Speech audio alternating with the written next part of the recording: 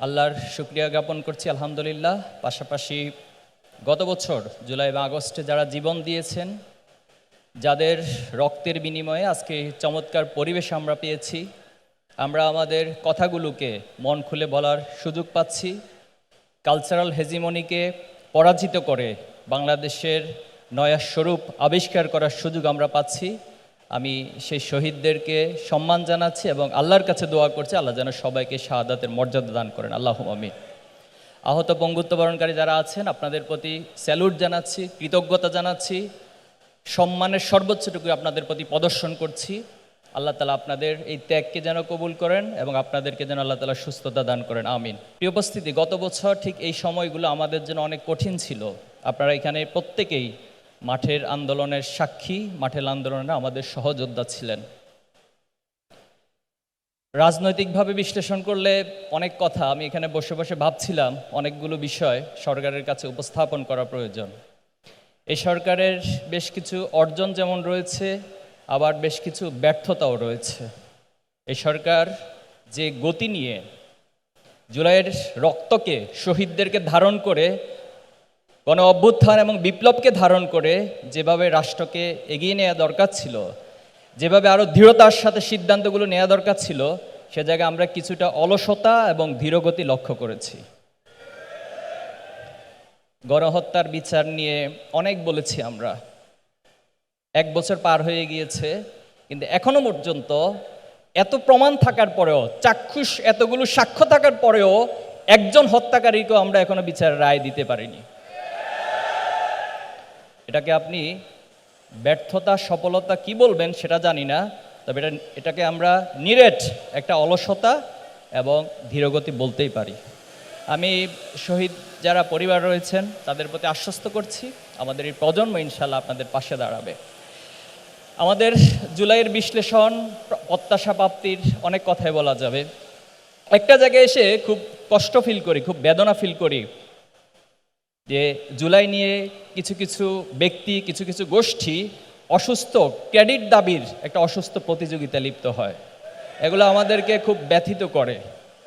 আমরা শুরু থেকে বারবার বলেছি এই জুলাইতে যতজন শহীদ হয়েছে আমরা প্রত্যেককে আমাদের হৃদয়ে ধারণ করি এবং প্রত্যেকটি পরিবারও আমাদেরকে ধারণ করবে। এই জুলাইয়ের আন্দোলনের শহীদরা কোনো ব্যক্তির, কোনো দলের হতে পারে না। এখানে আপনি যদি বিশ্লেষণ করেন যতজন শহীদ হয়েছে শুধু ছাত্রের মধ্যে সীমাবদ্ধ ছিল না, কোনো পেশার মধ্যে সীমাবদ্ধ ছিল না, কোনো বয়সের মধ্যে সীমাবদ্ধ ছিল না, তাহলে আজকে কেন সে শহীদদেরকে নিয়ে দলীয় রাজনীতিকরণ করা হচ্ছে?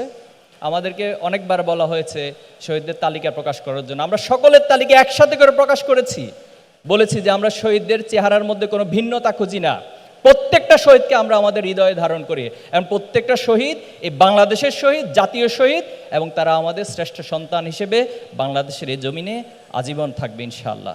একটি ইমারত নির্মাণ করতে হলে অনেকগুলো স্ট্রাকচারের প্রয়োজন, অনেকগুলো পার্ট এবং পার্সেলের প্রয়োজন হয়। তাহলে কে সবচেয়ে বেশি ভূমিকা রেখেছে এই চিন্তা করে তো কেউ জীবন দিতে যায় নাই। এই চিন্তা করে তো আমার রিক্সাওয়ালা, আমার কোনো শ্রমিক ভাই, কোনো সাংবাদিক এত রিস্ক নিয়ে তো জীবন দিতে যায় না। সে কি চাকরি পাবে, অথবা এই বিপ্লবের পর তাকে কোন ক্রেডিট দেওয়া হবে, এই ক্রেডিটের চিন্তা করে তো তিনি যায়নি। এজন্য সবার কাছে সবিনয় অনুরোধ করতে চাই, মেহেরবানি করে এই ক্রেডিটের অসুস্থ রাজনীতি করে আপনারা জুলাইকে ব্যাহত করবেন না, জুলাইকে ব্যর্থ করে দিবেন না। আর সম্মানিত উপস্থিতি, আজকের আয়োজন কেন করা হয়েছে এই প্রশ্নের উত্তর দিয়ে আমি আমার আলোচনা শেষ করছি। আজকের আয়োজন কোনো বিনোদন আয়োজন নয়, এটা কোনো বিনোদন অনুষ্ঠান হচ্ছে না। মেহেরবানি করে কেউ এটাকে বিনোদনের অংশ মনে করবেন না, বরং প্রত্যেকটা রাজনৈতিক আন্দোলনকে, রাজনৈতিক বিপ্লবকে যদি সমাজে স্থায়ীভাবে প্রতিষ্ঠা করতে হয় তাহলে সেখানে সাংস্কৃতিক আন্দোলন, সাংস্কৃতিক বিপ্লব করতে হয়। আমরা সেই উদ্দেশ্যে মূলত আজকের আয়োজনগুলো করেছে সাইমন শিল্পী গোষ্ঠী। এবং আমরা এটা বলতে চাই, এখানে সাহসিকতা, এখানে বীরত্ব, এই ত্যাগ সব কিছুকে একটা শিল্পের মধ্য দিয়ে উপস্থাপন করা হবে, যেটা আমাদের জুলাইয়ের স্মৃতিকে দগদগে, সেই স্মৃতিগুলো বারবার স্মরণ করিয়ে দিবে। এবং এই জুলাইয়ের প্রেরণাকে আমরা বুকে ধারণ করে আগামী দিনের বাংলাদেশ বিনির্মাণ করবো ইনশাআল্লাহ। আমরা সবিনয় অনুরোধ করবো, আসুন দেশটাকে ভালোবাসি, সে শহীদদেরকে আমরা হৃদয় ধারণ করি, সেই ত্যাগগুলোকে আমরা ভুলে না যাই।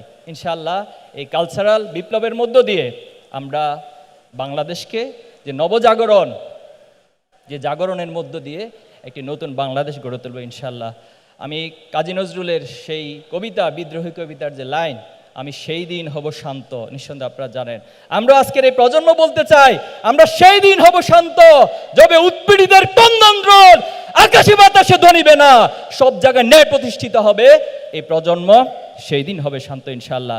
আমি আবারও প্রধান অতিথি সহ সকল মেহমানদেরকে আন্তরিকভাবে ধন্যবাদ এবং কৃতজ্ঞতা জানিয়ে সারা দেশবাসীকে আমাদের এই 4 দিনব্যাপী আয়োজনে সম্পৃক্ত হয়ে এই আয়োজনকে আপনারা সফল করার জন্য সবিনয় অনুরোধ জানিয়ে এই আয়োজনের সাথে সাইমুম শিল্পী গোষ্ঠীর যত কলাকৌশলী রয়েছেন, এখানে যাদের সার্বিক সহযোগিতা রয়েছে, সবার প্রতি কৃতজ্ঞতা জানিয়ে আমার কথা শেষ করছি। আসসালামু আলাইকুম রহমতুল্লাহ।